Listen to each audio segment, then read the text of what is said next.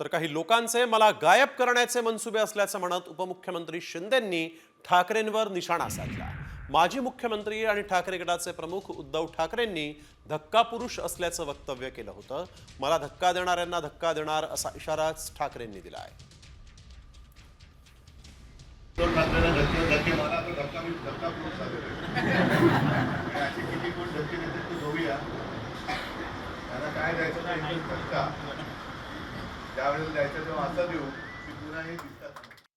मला विचारलं पत्रकारांनी धक्क्याबद्दल, काही लोक म्हणतात हा धक्का पुरुष आहे, मग आता मला एवढा असा धक्का देणार की मी गायबच होणार।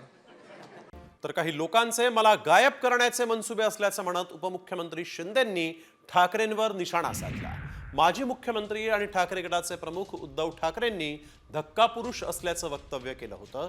मला धक्का देणाऱ्यांना धक्का देणार असा इशाराच ठाकरेंनी दिला आहे।